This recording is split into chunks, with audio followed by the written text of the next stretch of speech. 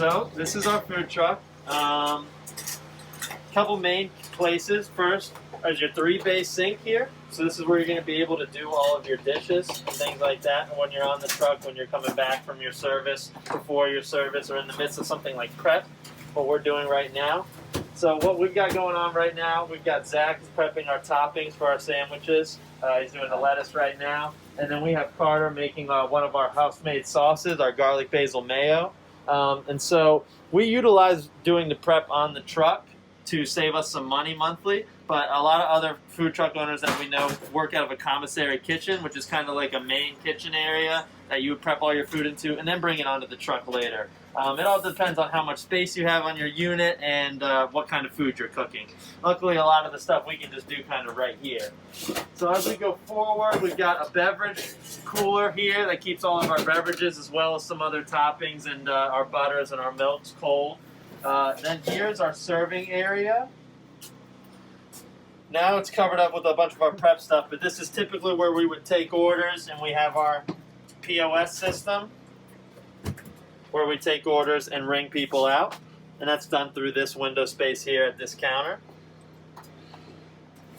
Now, a big thing about being on a food truck is utilizing the space you have for storage. So right above the serving window here, we've got a ledge that keeps all of our gloves and serving containers and basket liners, and also our sauce and our backs, our sauce holders and our baskets and our bags.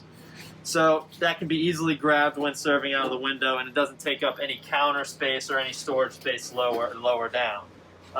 Then we have our sandwich building station right here. This is typically called a bain-marie. So you'd have all your toppings in here, and once the hot parts of your sandwich come out from this area, you put them here, build your sandwich, and then you'd slide it down here to see what your order is. This is our kitchen display screen. This is also where you would be able to fulfill an order or say, hey, I'm done with an order, and let the kitchen or the front know that you've completed making the order. Once you're done making the order, we have a hot holding station here. So this rod keeps everything hot through electricity, and it sets all the food here to keep it at a temperature at about 135 degrees. And that is within the food safety temperature zone that you need to know about, which is there's a danger zone. I believe it's between 120 and 40 degrees. That is the main areas you're not supposed to be within. So here we have our fryers.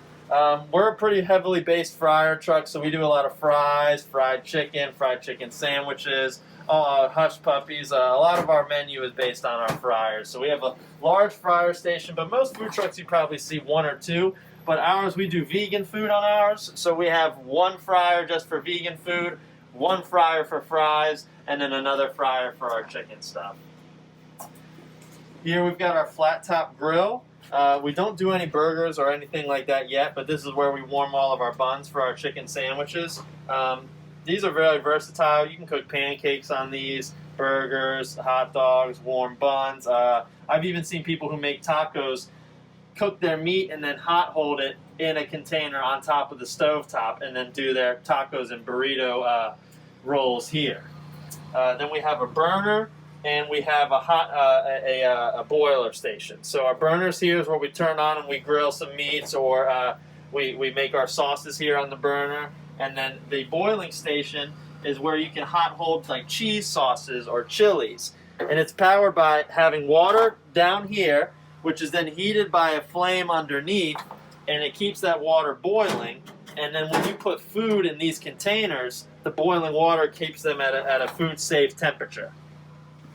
Now, another part about having a food truck, again, what I said was utilizing that storage space. We bought our food truck used, and some of the components of the kitchen we didn't need.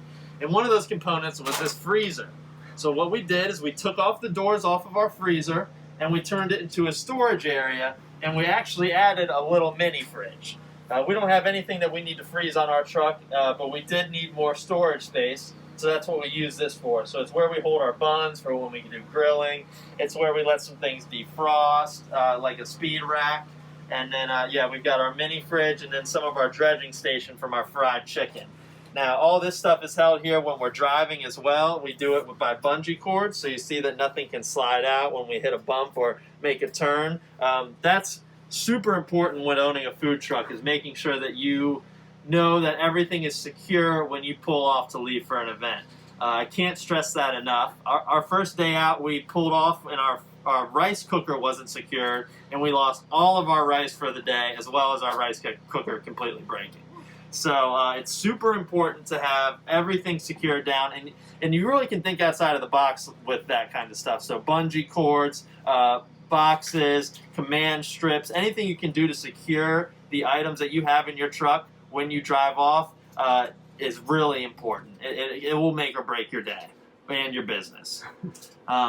So then on over here we have our dredging station. Now this can be kind of a multi-purpose area. It's mainly a work table, but what we do is we set up our vegan and our chicken dredging station, where we flour, dredge, and then flour again our chicken patties and bites before they go into the fryer, so they're extra crispy.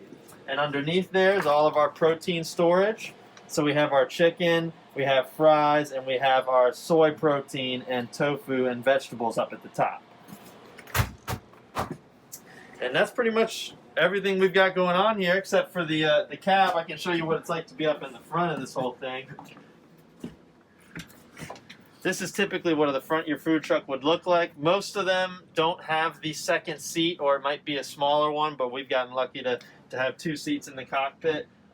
It's pretty big, but it's not much different than driving a U-Haul. So if you're ever interested in trying to figure out, hey, what would driving my food truck around be like, I'd recommend renting a U-Haul and trying driving that around your town for a day. And that'll give you a good feel of what driving a food truck is like.